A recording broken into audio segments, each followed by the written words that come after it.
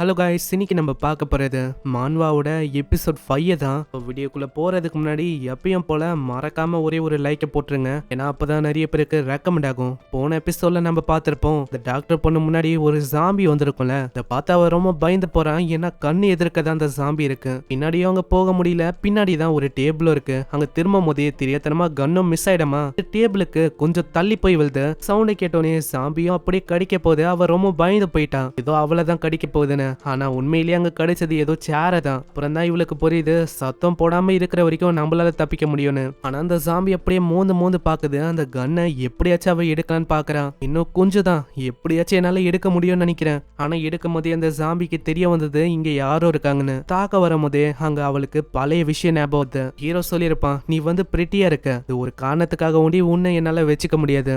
லிமிட்டடா தான் என்கிட்ட எல்லா பொருளும் இருக்கு. அதே மாதிரி எனக்கு உதவி இல்லாத ஆளுங்களை நான் வச்சுக்க மாட்டேன். இல்ல, நான் ஒன்னும் யூஸ்லெஸ் இல்ல, நான் யாருன்னு அவனுக்கு காட்டுவேன். இந்த டாக்டர் பொண்ணும் அவளோட ஹீல்ஸை வச்சு தாக்குறா. இதனால அதோட கண்ணை ஓட்டி ஆயிடுது. காலை எடுத்து திரும்பவும் தாக்கலான்னு தான் அந்த காலை அது பிடிக்குது. இதை ஒரு வாய்ப்பா வச்சு அந்த மாஸ்டரோட இன்னொரு கண்ணு அதையும் அவ தாக்கி ஒண்ணுமே இல்லாம ஆக்கிறா. அவ்வளவுதான், நான் சூச்சனுக்கு ப்ரூவ் பண்ண போறேன் என்னால என்ன பண்ண முடியும்னு. ஒன்னும் யூஸ்லெஸ் இல்ல, என்னாலையும் நிறைய விஷயங்களை பண்ண முடியும். சூச்சன் தான் சொன்னா, ஒரு மாஸ்டர் கொல்லும் போதும் ஒரு மண்டையில ஒரு கிறிஸ்டல் இருக்கும். நான் அதை அடைஞ்சு என்னாலையும் என்ன பண்ண முடியும் நான் காட்டுறேன். சீன்ல நம்ம ஹீரோவை காட்டுறாங்க. நம்ம ஹீரோ அந்த பாம்பு கிட்ட தான் வந்திருக்கான். அந்த பாம்பும் மியூட்டேட் ஆகுறதுக்கு தயாரா இருக்கா. ஹீரோக்கும் தெரியுது.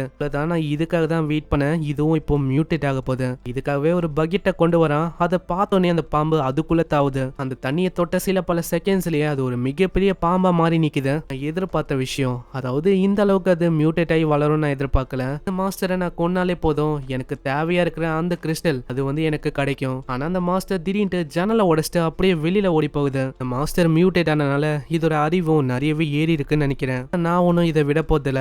ஏன்னா எனக்கு அந்த ஸ்டோனு வேணும். கத்தியை வச்சு அப்படியே அதோட மண்டையிலேயே தாக்குறான். கத்தி தான் அங்க ஒஞ்சி போகுது. அதோட மண்டை அந்த அளவுக்கு ரொம்ப ஸ்ட்ராங்கா இருக்கு. சரி, கத்தி வந்து உடஞ்சி போனா என்ன, என்னோட ஃபிஸ்ட்டை வச்சுதான் நான் அடிக்கணும்னு நினைக்கிறேன். ஒரு பயங்கரமான அடி அடிக்கிறான். இதனால அது கீழே போய் விழுது. ஆனா அதே டைம்ல இதை ஒரு வாய்ப்பா வச்சு ஃபாஸ்டா நம்ம ஹீரோவை அப்படியே பிடிக்க பாக்குது. ஓ, அப்பனா நீ வந்து ரொம்ப புத்திசாலி ஆயிட்ட. அதாவது நான் அடிக்கிற மாதிரி அடி வாங்கிட்டு நீ என்ன அப்படியே சாப்பிடலான்னு பாக்குறியா. அந்த மாஸ்டரும் அப்படியே சாப்பிடலான்னு வந்து அவனோட கையை வச்சு அந்த மாஸ்டரோட தலையை பிடிக்கிறான். என்ன யோசிக்கிறேன், இந்த மாதிரி சின்ன ட்ராப்ல நான் வந்து மாட்டிப்பேன்னு யோசிக்கிறியா? வாய்ப்பேல இந்த மாதிரி சின்ன ட்ராப்ல நான் மாட்டுவேன்னு நினைக்கிறது உன்னோட தப்பு. அங்க சூச்சனை அந்த மாஸ்டரோட வாய் பகுதியை பிடிச்சு அப்படியே 2 துண்டாக்கிறான். அந்த மாஸ்டருக்குள்ள இருக்கிற அந்த வித்தியாசமான கிறிஸ்டல் அதுவும் எனக்கு கிடைக்குது. கிறிஸ்டல் வழியா தான் எனக்கு அந்த எபிலிட்டி வந்து கிடைக்க போகுதுன்னு நினைக்கிறேன். அதுக்கப்புறம் நம்ம ஹீரோ சொன்ன மாதிரி அங்க சுனாமி வந்து இருக்கிற ஏகப்பட்ட ஆளுங்க சுனாமில மாட்டிக்கிறாங்க. அவங்களுக்கு அங்க என்ன பண்ணுன்னே தெரியல. நம்ம ஹீரோ பார்த்தா அவன் ஜாலியா உள்ள ஸ்விம் பண்ண இருக்கான். அந்த ஸ்டோனை சாப்பிட்டிருப்பான். அவனுக்கு ஒரு புது எபிலிட்டியும் கிடைச்சிருக்கு. இப்போ இவனால அண்டர் வாட்டர்ல அப்படியே பிரீத் பண்ண முடியுது. அவனோட ஸ்ட்ரென்த், கில்ஸ், இந்த மாதிரி ஏகப்பட்ட விஷயம் அவனோட பாடியில புதுசா எபிலிட்டியா கிடைச்சிருக்கு. ஆனா தண்ணிக்குள்ள எனக்கு மூச்சடைப்பு அந்த மாதிரி எந்த விதமான விஷயமும் எனக்கு ஃபீல் ஆகல. அதுக்கு காரணம் அந்த பாம்போட எபிலிட்டி தான் நினைக்கிறேன். ஆனா நான் எதிர்பார்த்த அந்த வாட்டரை மேனிபுலேட் பண்ற அந்த பவர் இது வந்து இதுல இல்ல. அதே மாதிரி அவன் வெளியில வரான். வெளியில வந்து யோசிக்கிறான், இந்த இடத்துல ஒரு 4 ஏரியா இருக்கு. கிட்டத்தட்ட 4 பேர் வந்து அதை ஆக்குபை பண்ணுவாங்க. ஒன்னு ஸ்னேக், ரெண்டாவதா இருக்குது ஒரு மாஸ்டரோட ட்ரைப், மூணாவது எத்துல இருக்குது ரேட்டோட கிங், நாலாவது எத்துல இருக்குது ஹோட்டல்ல நம்ம ஹீரோவை ஸ்டார்டிங்ல தாக்க வந்திருப்பான்ல அவன். அந்த பாம்போட கதை காலி. அதே மாதிரி அந்த ஹோட்டல்ல தாக்க வந்தவன் அவனும் காலி. இன்னமும் 2 பேர் தான் இருக்காங்க. என்னோட பாஸ்ட் லைஃப்ல நான் ரொம்ப கஷ்டப்பட்டு எந்த போனேன். ஆனா இந்த வாட்டி அப்படி நடக்க போதில்ல.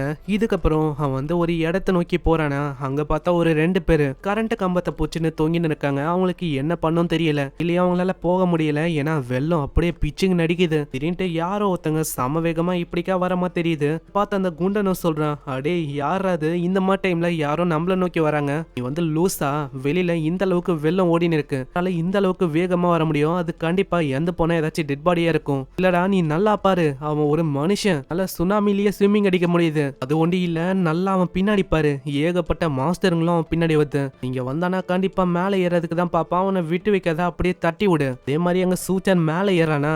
இவங்க 2 பேரோட பேலன்ஸ் மிஸ் ஆகுது. ஃபர்ஸ்ட் மிஸ்ல குண்டனை அவன் பிடிக்கிறான். அடே என்ன வந்து விட்டுடா, நான் ரொம்ப வெயிட், உன்னால தூக்க முடியாது. தாலும் பரவாயில்ல, நான் வந்து உன்னை விட போதில்ல, நான் எப்படியாச்சும் உன்னை காப்பாத்துறேன். சூச்சனும் மேல வந்து கேக்குறான், உங்களுக்கு ஃபெடரல் ஆர்கனைசேஷனை பத்தி என்ன தெரியும்? வந்து மர்மமான முறையில ஏதோ ஒரு ரிசர்ச்சையும் பண்ணாங்க பத்தி நான் தெரிஞ்சுக்க ஆசைப்படுறேன். வாய்ப்பேல எங்களால எதுவும் சொல்ல முடியாது. அப்போ உங்க இஷ்டம்பா. குண்டன் தெரியாதனமா விழுறானா, அங்க அவனை காப்பாத்தன்னு சொல்லி தெரியாதனமா இவனும் விழ ஏகப்பட்ட சாமிங்க அப்படியே இவங்க மேல பாய பாயுது. ஆனா அதுக்குள்ளேயே சூச்சன் ஒரு ஜாம்பியை விட்டு வைக்கல, எல்லாத்தையுமே அப்படியே போட்டு தள்ளுறான். நல்லா நம்ப முடியல, இவன் என்ன உண்மையிலே ஒரு மனுஷன் தானா இல்ல வேற ஏதாச்சா? எப்படி இவனால இந்த அளவுக்கு எல்லாரையுமே கொல்ல முடியுது? சரி, ஏதோ ஒண்ணு, நீ வந்து காப்பாத்திட்ட. எனக்கு தெரிஞ்ச எல்லா விஷயத்தையும் நான் சொல்றேன் இந்த ஃபெடரல் ஆர்கனைசேஷனை பத்தி. உங்களுக்கு என்ன ஆர்டர் கொடுத்தாங்களோ அதை ஒண்டிதான் நான் பண்ண பார்த்தேன், வேற எதுவும் நாங்க பண்ணல. அதே மாதிரி எங்களுக்கு தெரிஞ்ச ஒரே ஒரு விஷயம்னா அந்த லேப்ல ஏதோ ஒரு ரிசர்ச்சை பண்ணிருந்தாங்க.